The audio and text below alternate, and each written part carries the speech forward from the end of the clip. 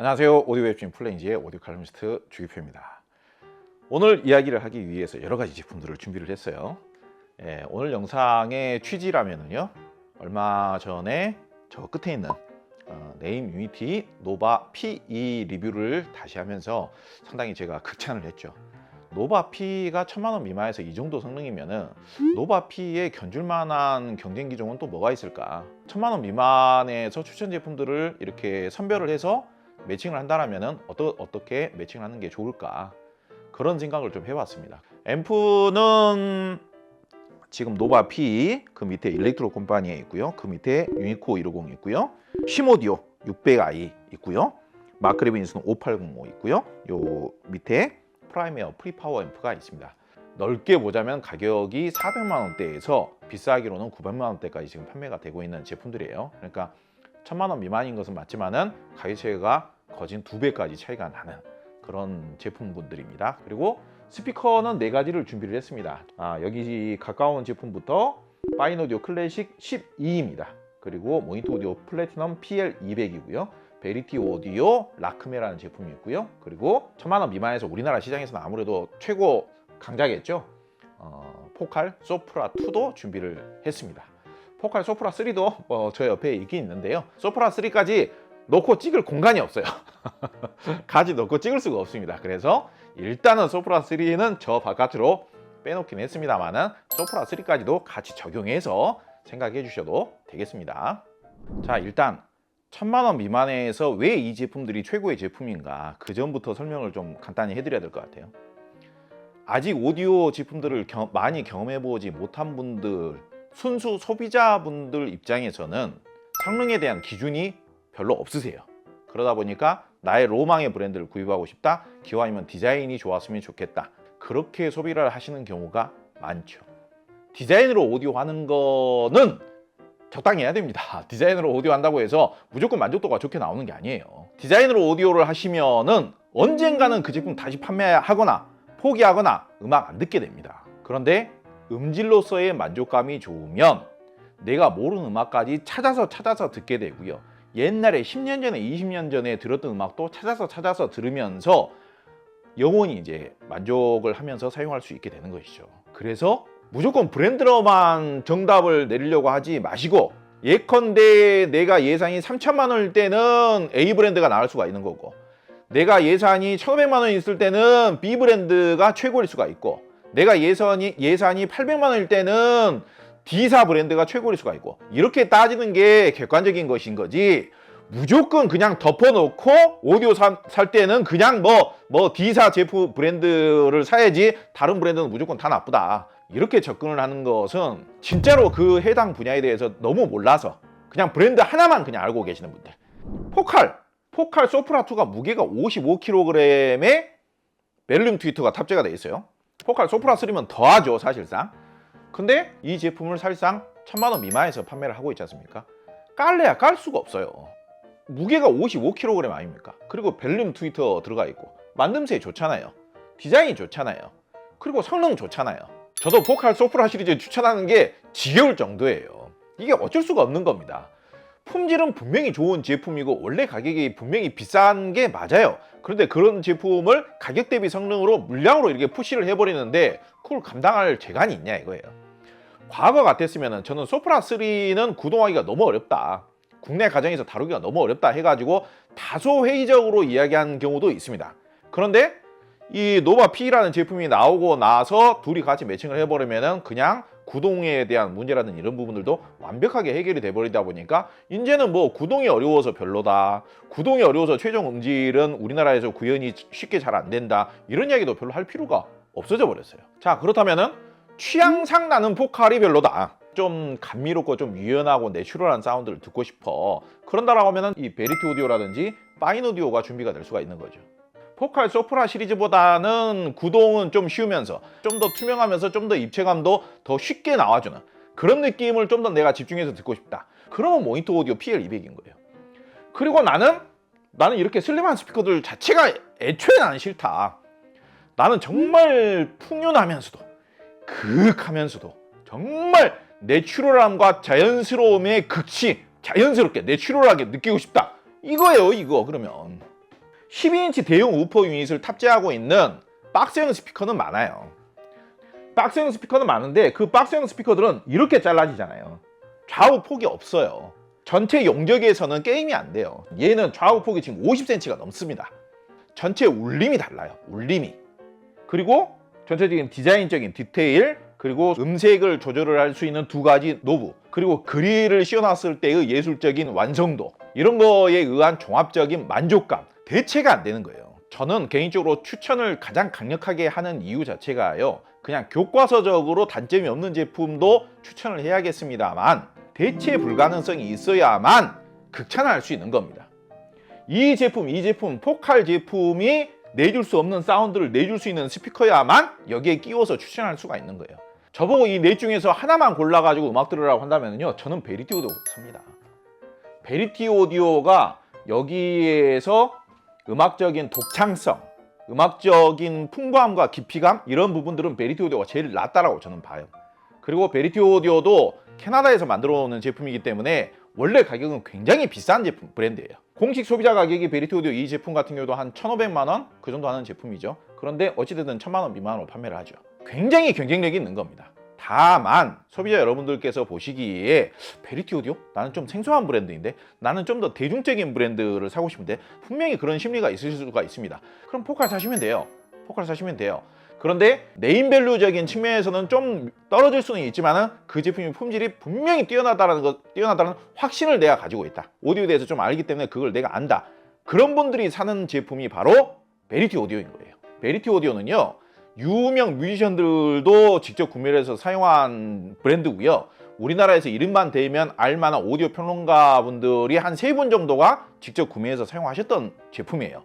정말 훌륭한 제품이고 정말 신비감이 있는 제품이에요. 그리고 모니터 오디오의 경우 포칼 소프라하고 비교를 했을 때 어찌됐든 포칼 소프라가 전체적인 인기, 인지도, 그리고 제품의 크기, 무게, 그리고 제품이 낼 수 있는 전체적인 잠재력, 이런 거는 포칼 소프라 시리즈가 좀 더 낫다라고 볼 수도 있겠습니다만은 성향이 어찌됐든 조금은 달라요.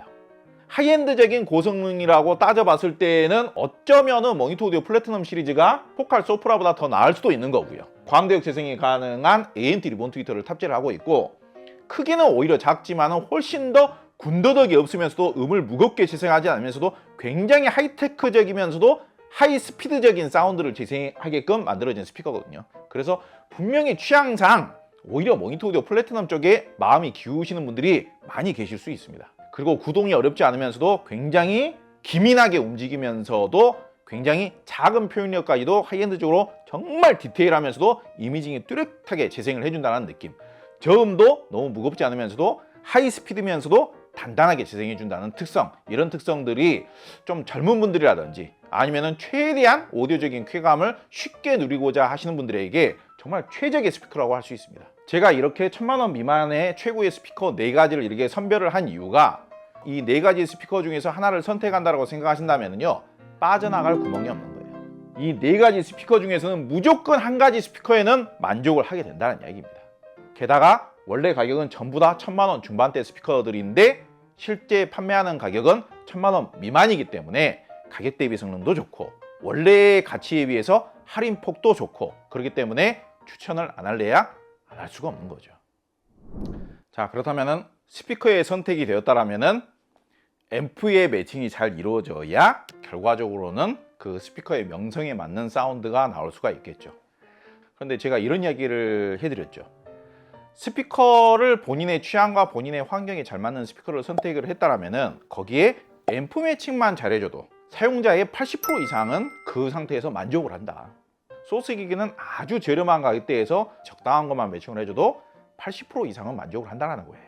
그런데 여기서 스피커는 이 정도로 장만을 하시되 예산의 부담감 때문에 앰프와 다른 주변 기기는 500만 원 미만으로 좀 맞추고 싶다, 이렇게 생각하시는 분들 많이 계실 겁니다. 그러면 저희 같은 경우에는 어떤 제품을 추천하느냐, 정말 여러분들 지겨우실 수 있겠습니다만은 아캄 SA30 같은 거 저는 이제 대표적으로 추천을 했었죠. 그런데 오늘은 그런 제품 추천하는 시간이 아니고, 이 제품들에서 85점 이상 최종적인 품질이나 음질에 대해서 별로 걱정 없이 오랫동안 안 바꾸고 사용할 수 있는 매칭을 하려면은 어떤 제품을 매칭해야 되는가, 그 정도가 되려면 이 정도를 투자하시면 된다는 겁니다. 자, 여기 소개하는 앰프들, 저희 채널에서 자주 소개했던 앰프들이긴 합니다만은 전부 다 지금 D클래스 증폭 방식의 앰프를 제외하고는 무게가 다 대부분 20kg이 넘는 제품들이에요.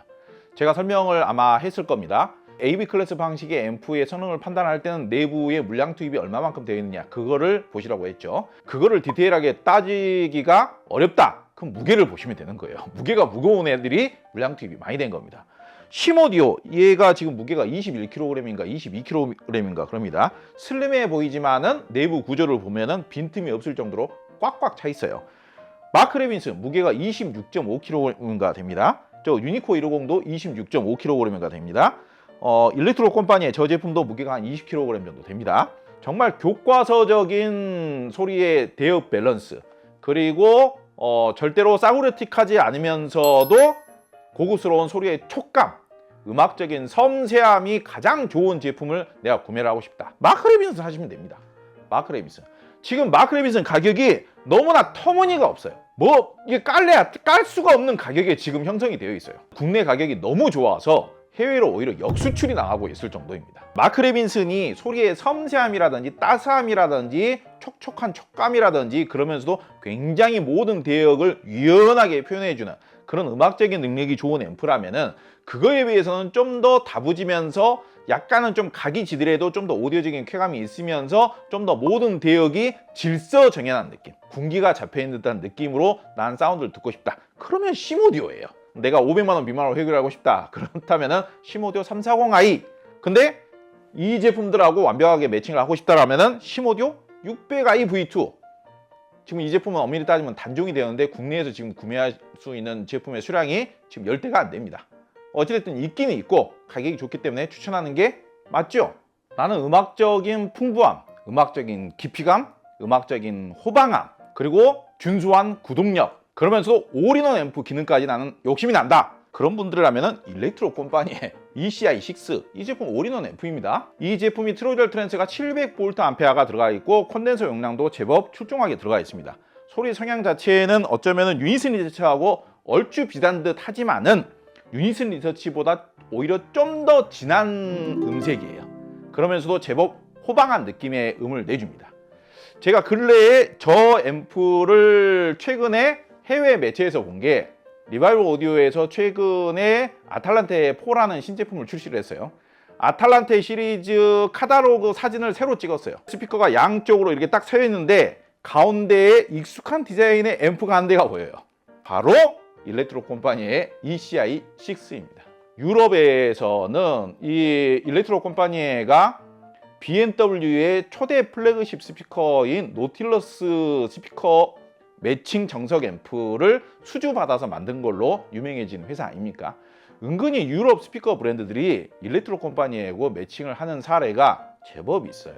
그만큼 일렉트로 컴퍼니의 제품이 구동력도 준수하고 음악성도 좋기 때문에 그렇게 이용이 되는 겁니다.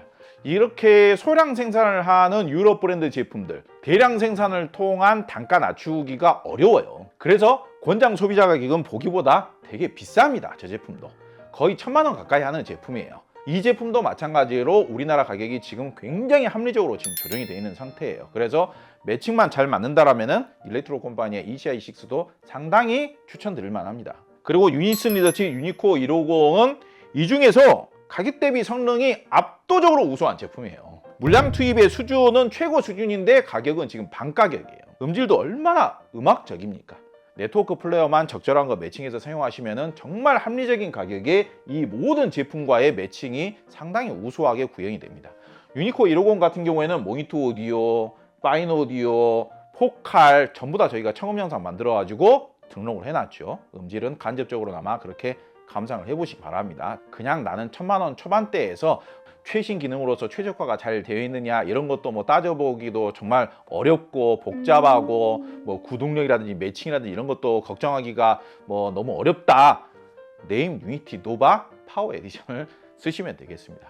정말 제품이 잘 나왔고 보기보다 구동력도 엄청나게 좋고요. 충분히 D클래스 방식 치고는 AB 클래스 방식 대비 소리의 섬세함이라든지 따스함이라든지 매끄러운 촉감이라든지 이런 부분들도 특별히 단점이라고 지적할 필요 없을 만큼 굉장히 감성적인 질감을 내주기도 합니다.